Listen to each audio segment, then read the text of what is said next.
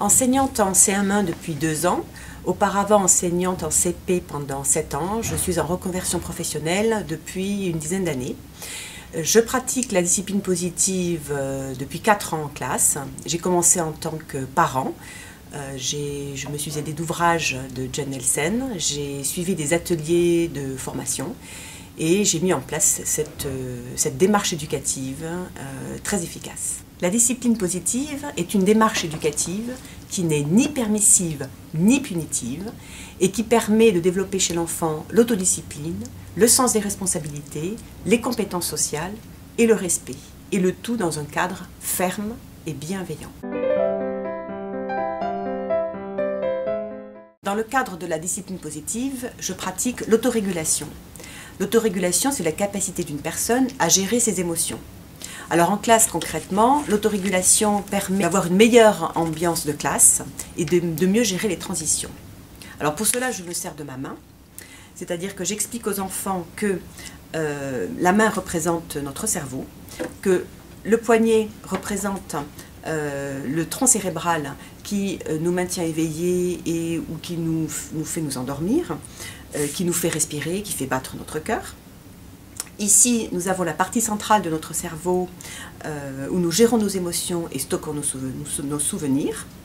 Je ferme mes doigts, j'explique aux enfants que le poing est la surface extérieure de notre cerveau, le cortex, la partie du cerveau qui pense et qui prévoit. Et puis au niveau des ongles, c'est le cortex préfrontal. C'est là que le cerveau analyse l'information sur la façon dont nous établissons des liens avec les autres. C'est-à-dire la capacité à nous calmer, la capacité à faire des choix, la compréhension des émotions des autres et la capacité à sentir ce qui se passe chez les autres. Quand on est stressé, dépassé par un événement ou par une émotion, le cortex préfrontal s'arrête de fonctionner. Et là, on perd son calme. Et là, mes doigts ne sont plus en contact avec le pouce. Et quand je montre ma main ainsi aux enfants, je leur montre que mon cortex préfrontal ne fonctionne plus et que je risque de m'énerver et d'élever la voix. Donc à ce signe-là, les enfants font eux-mêmes le signe et s'arrêtent de parler. Donc j'ai montré une petite vidéo aux enfants qu'ils ont bien comprise. Et j'explique aux enfants qu'ils peuvent utiliser cet outil-là avec leurs parents. Et je l'ai beaucoup utilisé en CP et je l'utilise en CM1 régulièrement.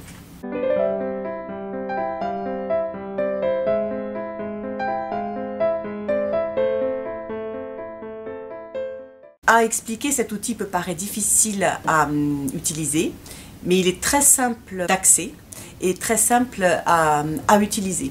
Les enfants en ont compris le mécanisme facilement et eux-mêmes l'utilisent sans me demander. S'ils pensent qu'il y a trop de bruit en classe et qu'ils ont besoin d'un petit peu de calme, ils peuvent l'utiliser très facilement.